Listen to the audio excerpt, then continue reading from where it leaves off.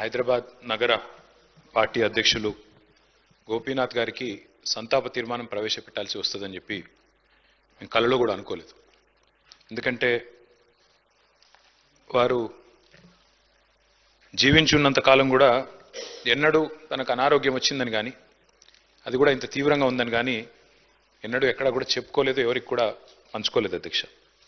వారు ఆ రకంగా చాలా గుంభనంగా తన వ్యక్తిగతమైన సమస్యలు కానీ వ్యక్తిగతమైన ఆరోగ్యపరమైన విషయాలు కానీ చాలా రహస్యంగా, ఒక రకంగా చెప్పాలంటే చాలా ప్రైవేట్గా వారు మెయింటైన్ చేసినారు అధ్యక్ష. కానీ పబ్లిక్ పరంగా మాత్రం, అంటే ఇందాక ముఖ్యమంత్రి గారు అదేవిధంగా శాసనసభ వ్యవహారాల మంత్రి గారు చెప్పినట్టు హైదరాబాద్ మహానగరంలో జూబ్లీహిల్స్ అంటేనే ఒక సంపన్నులు నివసించే ప్రాంతంగా పేరుంది అధ్యక్ష.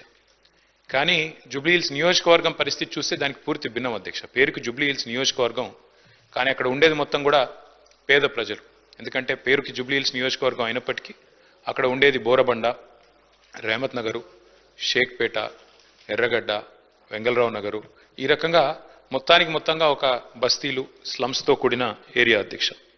హైదరాబాద్లోని హైదర్గూడలో 1963లో ఇక్కడే హైదరాబాద్ మహానగరంలోనే గోపీనాథ్ గారు జన్మించినారు అధ్యక్ష. తర్వాత వారు ఇక్కడే చదువుకుని ఇక్కడే మరి ఉస్మానియాలో డిగ్రీ కూడా చేసి తర్వాత ఎన్టీ రామారావు గారికి వీర అభిమానిగా తెలుగుదేశం పార్టీ స్థాపించిన తర్వాత వారు రాజకీయాల్లో అడుగుపెట్టినారు. నాకు బాగా గుర్తుంది అధ్యక్ష, మేము చిన్నప్పుడు మన ఎమ్మెల్యేలకు ఇచ్చిన క్వార్టర్స్ ఏవైతే ఉన్నాయో బషీర్బాగ్లో, అక్కడ మా కుటుంబం అంతా ఉండేది. పెద్దలు కేసీఆర్ గారు ఆనాడు శాసనసభ్యుడిగా ఉన్నప్పుడు మొట్టమొదటిసారి 85లో న్యూ ఎమ్మెల్యే క్వార్టర్స్లో నివాసం ఉండేది అధ్యక్ష. మేము కూడా అక్కడే ఉండేది. అక్కడ నుంచి బయటకు వచ్చి ప్రస్తుతం ఉన్న సెక్రటేరియట్ ముందుగా ఇప్పుడు ఎక్కడైతే అమరజ్యోతి ఉన్నదో అక్కడ మాకు ఎప్పుడో కటౌట్ కనబడేది అధ్యక్ష. మొట్టమొదటి కటౌట్ బహుశా చాలా మంది హైదరాబాద్లో చూసింది అదే అయి ఉంటుంది. ఎన్టీ రామారావు గారి నిలువెత్తు కటౌట్ పెట్టి కృష్ణుడి రూపంలో, రాముడి రూపంలో పెట్టి కింద రాసి ఉండేది అధ్యక్ష, మాగంటి గోపీనాథ్ అని చెప్పి రాసి ఉండేది. ఒక రకంగా చెప్పాలంటే హైదరాబాద్లో ఈ కటౌట్స్ కల్చర్ కానీ, రకంగా చెప్పాలంటే ఆనాడు తెలుగుదేశం పార్టీ అధికారంలో ఉన్నప్పుడు ఈ రకంగా మరి ఒక పర్మనెంట్గా ఒక కటౌట్ తనకంటూ ఏర్పాటు చేసుకున్న నాయకుడు మాగంటి గోపీనాథ్ గారు. వారు చాలా క్రియాశీలంగా ఉండేది అధ్యక్ష రాజకీయాలు. చిన్న స్థాయి నుంచి కూడా మరి మొదటి నుంచి కూడా చాలా క్రియాశీలంగా విద్యార్థి దశ నుంచి కూడా రాజకీయాల్లో ఉన్నారు. తెలుగు యువతలో పనిచేశారు. ఒక పార్టీ, ఒక నాయకుడిని నమ్ముకుంటే చివరిదాకా వారు ఒకసారి ఎన్టీ రామారావు గారి నాయకత్వంలో నడిచారు. తర్వాత తెలుగుదేశం పార్టీ ఇక్కడ నుంచి మాయమైన తర్వాత వారు కేసీఆర్ గారితో కలిసి మరి కష్టం వచ్చినా నష్టం వచ్చినా మరి 2 సార్లు కేసీఆర్ గారి నాయకత్వంలో ఎమ్మెల్యేగా గెలిచి మొదటిసారి ఎన్టీ రామారావు గారి పార్టీ తెలుగుదేశం పార్టీలో 14లో ఆనాడు మరి గెలిచి తర్వాత మరి టీఆర్ఎస్ నుండి కూడా 2 సార్లు ఎమ్మెల్యే అయినారు అధ్యక్ష. ముఖ్యమంత్రి గారు చెప్పినట్టు హ్యాట్రిక్ కొట్టడం ఎమ్మెల్యేలకు అంత సులువు కాదు అధ్యక్ష. గోపీనాథ్ గారి గురించి ఒక మాట చెప్పాలంటే అధ్యక్ష, వారు చనిపోయిన రోజు నేను హరీష్ రావు గారు ఇద్దరం ఏఐజీ హాస్పిటల్ నుండి బయలుదేరి వాళ్ళ ఇంటి దగ్గరికి వెళ్ళి కొన్ని ఏర్పాట్లు చేద్దామని ముందు పోయినాం అధ్యక్ష. ఆ రోజు నిజంగా ఆశ్చర్యం అనిపించింది మాకు. చెప్తారు అధ్యక్ష, మన హైదరాబాద్లో సామెత చెప్తారు, ఊపర్ షేర్వాణి అందరు పరేషాని అని. అక్కడ పోయిన తర్వాత నేను హరీష్ రావు గారు నిజంగా ఆశ్చర్యానికి లోనేను. గోపీనాథ్ గారు ఉండే ఇల్లు ఒక మాదాపూర్ ప్రాంతంలో చాలా చిన్న ఇల్లు అధ్యక్ష. నాకు తెలిసి 250-300 గజాలు కూడా ఉంటుందో ఉండదో, చాలా చిన్న ఇల్లు. ఎన్నడూ కూడా గోపీనాథ్ గారు మాకు తను ఎప్పుడు కనబడ్డా, ఇందాక మరి ప్రభుత్వం నుంచి చెప్పినట్టు ఎప్పుడు కూడా చాలా గుంభనంగా, చాలా ఎప్పుడు కూడా ఎక్కడ కూడా తనకేమైనా ఇబ్బంది ఉన్నా చెప్పేవాడు కాదు అధ్యక్ష. అక్కడ పోయిన చూసిన తర్వాత వాళ్ళ 3 పిల్లలు, అక్షర, దిశిర, వాత్సల్య, 3 పిల్లలు అధ్యక్ష. ఇంకా చిన్న పిల్లలు 20, 21, 22 ఏళ్ళు ఉంటాయి. ఎవరు కూడా ఇంకా పెళ్ళి అవ్వలేదు, సెటిల్ అవ్వలేదు. వాళ్ళని చూసి బాధపడ్డాం. తర్వాత ఆ ఇల్లు చూసి కూడా బాధపడ్డాం, ఇట్లా ఉన్నారా ఈయన ఇన్ని రోజుల్లో. ఎందుకంటే ఎప్పుడు ఏ ఫంక్షన్ వచ్చినా బాగా లావిష్గా ఖర్చు పెట్టేటోడు అధ్యక్ష. ఊపర్ షేర్వాణి అందరు పరేషాన్ ఎందుకన్నా అంటే ఎక్కడ కూడా ఏంటంటే తెలియనియలే మాకు ఈ కష్టం ఉందని కానీ ఇంకోటని కానీ.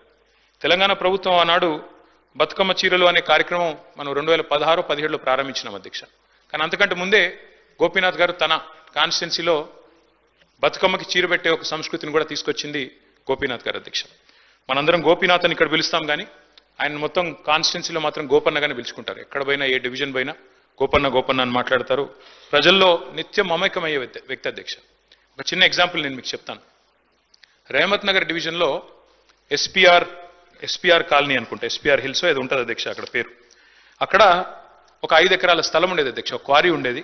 ఆ క్వారీ మొత్తం అయిపోయింది, దాని క్వారీ అంతా కూడా ఎక్స్కవేషన్ అయిపోయింది. అక్కడ కబ్జా పెట్టడానికి చుట్టూ బస్తీలు అవి ఉన్నాయి, అక్కడ కొంతమంది కబ్జా పెట్టడానికి ప్రయత్నం చేస్తూ ఉన్నారు లోకల్ వాళ్ళు కొంతమంది. ఎవరు గోపీనాథ్ గారు పట్టుబట్టి ఆనాడు ప్రభుత్వంలో ఉన్న మా అందరిని కూడా తీసుకెళ్లి ఆ ప్లేస్ చూపెట్టి అక్కడ ఒక మంచి పిల్లలు ఆడుకునే ఒక గ్రౌండ్, అదేవిధంగా అక్కడ కమ్యూనిటీ అంతా గ్యాదర్ అయ్యి చేసుకునే కార్యక్రమాలు చేయాలని చెప్పి పట్టుబట్టి దాన్ని ఒక గ్రౌండ్గా తీర్చిదిద్ది అక్కడ బతుకమ్మ వేడుకలు కానీ, అట్లాగే రంజాన్ అప్పుడు అక్కడ కార్యక్రమాలు చేయడమే కానీ, క్రిస్మస్ వేడుకలు చేయడం కానీ, ఇవన్నీ కూడా చాలా జాగ్రత్తగా చేసేటాడు అధ్యక్ష.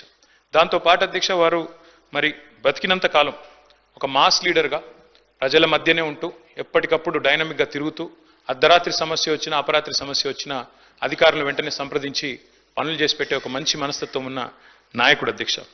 అధ్యక్ష మరి గోపీనాథ్ గారి మరణం, ఎందుకంటే మా నగర పార్టీ అధ్యక్షుడు కూడా వారు, దాంతోపాటు కేసీఆర్ గారికి మరి నమ్మిన విధేయుడిగా ఎన్ని ఒత్తిళ్లు వచ్చినా మరి ఒక నమ్మిన విధేయుడిగా మరి పార్టీలో 2 సార్లు గెలిచిన తర్వాత అదే పద్ధతుల్లో కొనసాగారు అధ్యక్ష. వారి మరణం మా పార్టీకి, అట్లాగే వారి కుటుంబం, వారి శ్రీమతి సునీత గారికి, అట్లాగే వారి పిల్లలకి, వారి తల్లిగారికి, వారి కుటుంబ సభ్యులందరికీ, వారి బ్రదర్కి అందరికీ కూడా తీరని లోటు అధ్యక్ష. దాంతోపాటు జూబ్లీ హిల్స్ నియోజకవర్గంలో తనదైన చిరస్మరణీయమైన ముద్ర ఏదైతే గోపీనాథ్ గారు వేసుకున్నారో తప్పకుండా ఆ నియోజకవర్గానికి కూడా ఇది తీరని లోటు. ఈ దుఃఖ సమయంలో వారి కుటుంబం తరపున మా పార్టీ పూర్తి స్థాయిలో అండగా ఉంటుంది అధ్యక్ష. పార్టీ కుటుంబాన్ని గతంలో కూడా ఎట్లా అయితే వివిధ మా సహచరులు మరణించినప్పుడు ఆ కుటుంబాలకు అండగా నిలబడ్డామో, ఎట్లయితే గట్టిగా ఆ కుటుంబాన్ని కాపాడుకున్నామో, అట్లాగే మాగంటి గోపీనాథ్ గారి కుటుంబం కూడా మరి పూర్తి స్థాయిలో గోపన్న లేకపోయినా వారి కుటుంబాన్ని సంపూర్ణంగా ఆదుకునే బాధ్యత, పూర్తి స్థాయిలో వారిని చూసుకునే బాధ్యత మా పార్టీ తీసుకుంటుంది. మరి ఈరోజు శాసనసభలో వారి సంతాప తీర్మానంలో ప్రసంగించే అవకాశం రావడం విషయంలో బాధను వ్యక్తం చేస్తూ ఈ శోకాతప్త సమయంలో వారి కుటుంబానికి, అదేవిధంగా వారి అభిమానులకి, అదేవిధంగా కార్యకర్తలకు కూడా వారికి మనోధైర్యం భగవంతుడు ప్రసాదించాలని కోరుకుంటూ తమరికి ధన్యవాదాలు.